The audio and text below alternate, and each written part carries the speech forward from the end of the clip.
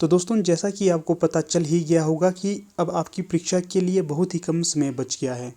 अर्थात जो आपकी एलटी टेट की परीक्षा है, इसके लिए बहुत ही कम समय बचा हुआ है। इसी समय को ध्यान में रखकर आपके समक्ष लाया हूँ पिछले 10 वर्षों के हल प्रश्न पत्र। अगर आप किसी परीक्षा की तैयारी करते हो तो आपको प्रीवियस ईयर क्वेश्चन पेपर के महत्व के बारे में पता ही होगा, क्योंकि अगर जब तक आप प्रीवियस ईयर के क्वेश्चन पेपर को नहीं देखते हो, आपको एक आधार नहीं मिलता है कि आपको किस प्रकार की तैयारी करनी है। अब देखिए, अगर आप एलटी टेट के सिलेबस को सर्च करोगे तो आपको पूरा सिलेबस नहीं मिलेगा। तो अगर जब सिलेबस आपको पता नहीं होगा तो आप तैयारी कैसे करेंगे? इसकी तैयारी करने के लिए एक ही माध्यम होता है कि आप प्रश्न पत्रों को देखिए, किस प्रकार के प्रश्न पूछे जा रहे हैं और उसी की तैयारी करते रहिए। अगर आपको लेवल पता चल जाएगा, आप तैयारी अच्छे से कर पाएंगे। तो आपकी सुविधा के लिए मैं आपके समक्ष इन प्रश्न पत्रों को लाया हूँ। तो अगर आप इंटरेस्टेड हो तो आपको इस नंबर पर संपर्क करना है 8293121229। यहाँ पर आप व्हाट्सएप करिए, आपकी कोई भी क्वेरी होगी आपको उसका उत्तर दे दिया जाएगा। ठीक है, चाहे एलटी टेट की परीक्षा हो, एलटी कमीशन की परीक्षा हो, पीजीटी हिंदी की परीक्षा हो, कोई भी परीक्षा हो, यहाँ पर ये आपके लिए महत्वपूर्ण होने ही वाले हैं। ये जितने प्रश्न पत्र हैं ये एलटी टेट के हैं, एलटी कमीशन के हैं, पीजीटी हिंदी के हैं। इन तीनों के कम्बिनेशन यहाँ पर आपके समक्ष लाया हूँ, इसलिए आपके लिए ये बेहद ज़्यादा महत्वपूर्ण होने वाले हैं। तो मेरा आपसे आग्रह है, आप एक बार इन्हें देखिए और अपनी तैयारी को सुदृढ़ कीजिए। वेलकम टू एग्ज़ाम विवेचना। तो दोस्तों, जैसा कि आपको पता है, हम अपने इस चैनल पर डिस्कस कर रहे हैं एलटी टेट के लिए पीवाईक्यू सीरीज़। तो इस वीडियो से पहले भी हमने इसके बहुत से पार्ट्स को डिस्कस कर लिया है। अगर अभी तक आपने उन्हें विजिट नहीं किया है तो आप एक बार डिस्क्रिप्शन बॉक्स में जाइए, वहाँ पर आपको प्लेलिस्ट का लिंक मिल जाएगा। आप पहले भी उन्हें विजिट करिए ताकि आपको प्रश्नों का स्तर पता चलता रहे। ठीक है, तो चलिए अब वीडियो को स्टार्ट कर देते हैं। तो देखिए, यहाँ पर प्रश्न पूछा गया है 19, आर्य समाज की स्थापना किसने की है? तो विकल्प में जो यहाँ पर दिए गए हैं, रामकृष्ण परमहंस, महर्षि अरविंद, स्वामी दयानंद सरस्वती और केशव चंद्र सेन। तो जो सही विकल्प हो जाएगा 19 का, तो वो हो जाएगा विकल्प सी, स्वामी दयानंद सरस्वती के द्वारा आर्य समाज की स्थापना की गई थी। अगला प्रश्न देखिएगा यहाँ पर 20, 76 साल दशक काव्य के कवि कौन हैं? तो यहाँ पर जो सही विकल्प हो जाएगा भूषण। जो भूषण है, इनकी रचना हो जाएगी 76 साल दशक। अगर ये प्रश्न पूछा जाए आपसे कि जो भूषण हैं ये किस काल से संबंधित रहे हैं, तो भूषण रहे हैं रीतिकाल से संबंधित। अगर ये पूछा जाए कि जो भूषण थे किस रस में कविता करते थे, तो भूषण इकलौते रीतिकालीन कवि थे जो संपूर्णतः वीर रस में कविता करते थे।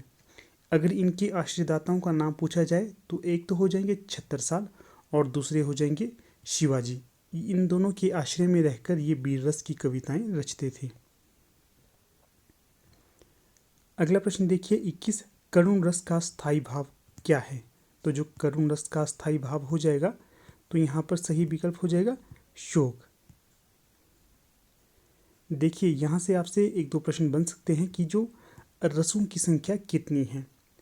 मूलतः अगर रसों की संख्या मानी जाए तो वो 9 होगी।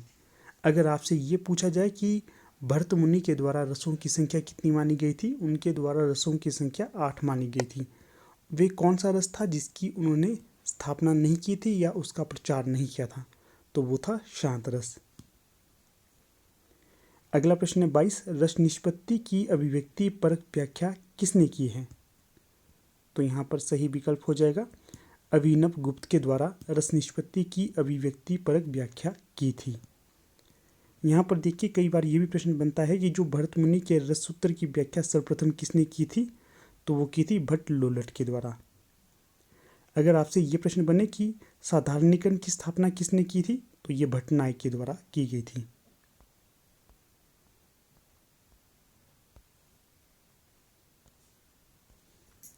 अगला प्रश्न देखिए 23, भारतेंदु की बालाबोधिनी पत्रिका का संबंध किससे रहा है?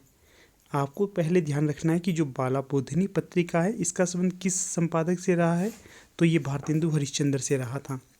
अगर ये पूछा जाए जो पत्रिका थी किस पर आधारित रही थी, ये देखिए बाला से आप याद रख सकते हैं कि ये जो स्त्रियों से संबंधित रही होगी। तो सही विकल्प यहाँ पर बी हो जाएगा कि ये स्त्रियों से संबंधित थी। अगला प्रश्न है 24, हिंदी का प्रथम समाचार पत्र कौन सा था?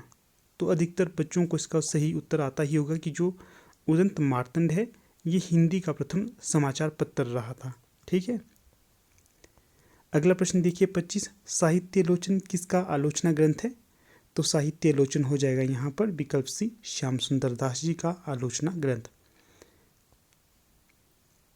यहाँ से देखिए एक प्रश्न आपको बन सकता है कि जो वे कौन से हिंदी इतिहासकार थे जिन्होंने हिंदी इतिहास की रचना की थी हिंदी भाषा में? तो वहाँ यहाँ सही विकल्प हो जाना था शिव सिंह सेंगर। इनके इतिहास ग्रंथ का क्या नाम है? इनके इतिहास ग्रंथ का नाम है शिव सिंह सरोज।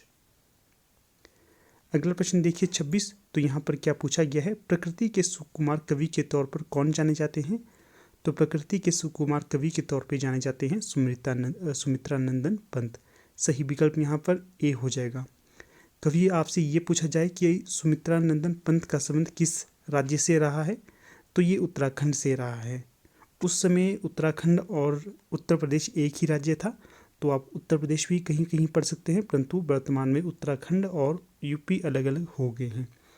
तो यहाँ से देखिए जो 4 कवि हैं सुमित्रा नंदन पंत, निराला, महादेवी वर्मा और जयशंकर प्रसाद, इन चारों को छायावाद का आधार स्तंभ कहा जाता है। इसका भी ध्यान रखना है आपने। अगर ये प्रश्न आपसे बने कि जो छायावाद का प्रवर्तक किसे माना जाता है, तो ये जयशंकर प्रसाद जी को छायावाद का प्रवर्तक माना जाता है। अगला प्रश्न है 27, कामायनी महाकाव्य के रचनाकार कौन है? तो देखिए अभी हम चर्चा कर रहे थे जयशंकर प्रसाद की, तो यहाँ पर इनका प्रश्न भी आ गया कि कामायनी महाकाव्य के रचनाकार थे जयशंकर प्रसाद। अगर ये प्रश्न आपसे बने कि कामायनी महाकाव्य में कितने सर्ग हैं, तो कामायनी महाकाव्य में 15 सर्ग हैं। इसका भी ध्यान रखिएगा। अगला प्रश्न है 28, तितली व कंकाल उपन्यासों के उपन्यासकार कौन हैं? तो ध्यान रखिएगा तितली और कंकाल ये 2 उपन्यास हैं और इनके उपन्यासकार का नाम हो जाएगा जयशंकर प्रसाद। तो सही विकल्प यहाँ पर सी हो जाएगा। अगर यहाँ पर देखिए विकल्प ए है श्रीधर पाठक।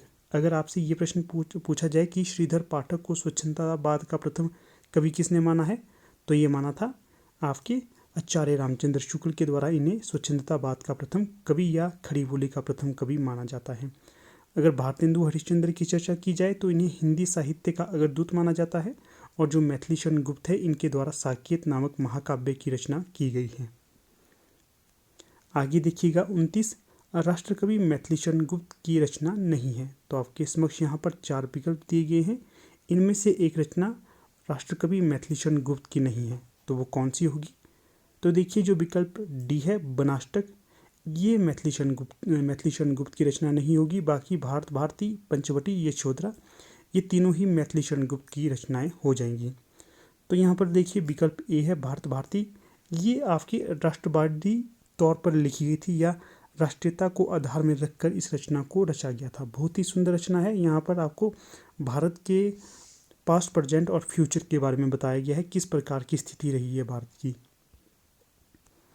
अगला जो प्रश्न है श्रीधर पाठक की रचना नहीं है। तो देखिए विकल्प में है 4, देहरादून, कश्मीर सुषमा, वैदेही वनवास और भारत गीत। इनमें से जो श्रीधर पाठक की रचना नहीं होगी तो वो हो जाएगी विकल्प सी, वैदेही वनवास इनकी रचना नहीं होगी। बाकी देहरादून, कश्मीर सुषमा और भारत गीत ये तीनों ही श्रीधर पाठक की रचनाएं हो जाएंगी। अगर आपसे ये प्रश्न पूछा जाए वैदेही वनवास किसकी रचना होगी, तो ये हरिऔध जी की रचना हो जाएगी। हरिऔध जी की प्रसिद्ध रचना है प्रिय प्रवास, जिसे हिंदी की प्रथम महाकाव्य के तौर पर भी जाना जाता है या खड़ी बोली की महाकाव्य के तौर पर भी जाना जाता है। इसका भी ध्यान रखना है आपने। अगला देखिए 31, पद्मावत को ट्रेजेडी किसने कहा है? तो जो पद्मावत है जायसीकृत पद्मावत, इसे ट्रेजेडी भी कहा है। तो किसने कहा था? तो ये कहा था विजय देवनारायण शाही के द्वारा। जो 31 का सही विकल्प हो जाएगा बी। तो यहाँ पर देखिए मुझे एक और प्रश्न याद आ रहा है कि जो डॉक्टर नगेंद्र है, कई बार बच्चों को कंफ्यूज करने के लिए प्रश्न पूछा जाता है कि जो डॉक्टर नगेंद्र है इनके द्वारा हिंदी साहित्य का इतिहास लिखा गया है या नहीं। तो ध्यान रखना है कि जो डॉक्टर नगेंद्र है इनके द्वारा हिंदी साहित्य का इतिहास का संपादन किया गया है, ना कि लिखा गया है। आगे देखिएगा 32, निर्मल वर्मा की कवे और काला पानी कहानी किस पत्रिका में प्रकाशित हुई? तो देखिएगा पहले तो ध्यान रखना है कि जो निर्मल वर्मा की रचना है कवे और काला पानी, ये किस विधा की रचना है? ये कहानी विधा की रचना है। और जो प्रश्न पूछा गया है किस पत्रिका में इसे प्रकाशित किया गया था, तो ये किया गया था आपके धर्मयुग पत्रिका में। विकल्प बी यहाँ पर सही हो जाएगा। और जो धर्मयुग के प्रवर्तक या संपादक के तौर पर अधिकतर जाने जाते थे, तो ये धर्मवीर भारती थे। अगला प्रश्न देखिएगा 33, सही कालक्रम छांटिए। तो आपके समक्ष यहाँ पर 4 उपन्यास दिए गए हैं, इनमें से जो सही क्रम पर होंगे तो वो हो जाएगा आपका 33 का सही विकल्प डी। सबसे पहले परख, फिर सुनीता, फिर त्यागपत्र और फिर कल्याणी। तो जो ये चारों उपन्यास होंगे किसके होंगे? जैनेन्द्र के उपन्यास हो जाएंगे। अगर ये प्रश्न आपसे पूछा जाए जैनेन्द्र किस प्रकार के उपन्यासकार थे, तो ये थे आपके मनोवादी या मनोविश्लेषणवादी उपन्यासकार थे। अगला प्रश्न देखिए 34, कमलेश्वर को कितने पाकिस्तान उपन्यास पर 2003 का कौन सा पुरस्कार मिला था? तो यहाँ से भी प्रश्न बन सकता है कि कितने पाकिस्तान किसका उपन्यास है, तो ये कमलेश्वर का है। ये भी प्रश्न बन सकता है कि 2003 में इसे किस पुरस्कार से नवाजा गया था, तो ये नवाजा गया था आपका साहित्य अकादमी पुरस्कार से। तो इन तथ्यों को याद रखिएगा, बेहद ज़्यादा महत्वपूर्ण तथ्य हैं ये। तो ठीक है, अब यहाँ पर अपनी वीडियो का समापन कर लेते हैं। आप लोग अंत तक बने रहे, इसका बहुत बहुत धन्यवाद। तो दोस्तों, अगर आप LT टेट की तैयारी कर रहे हैं और LT टेट के महत्वपूर्ण नोट्स को खरीदना चाहते हैं, तो आप दिए गए नंबर पर व्हाट्सएप माध्यम से संपर्क कर सकते हैं। यहाँ पर आपको ये नोट्स उपलब्ध करवा दिए जाएंगे।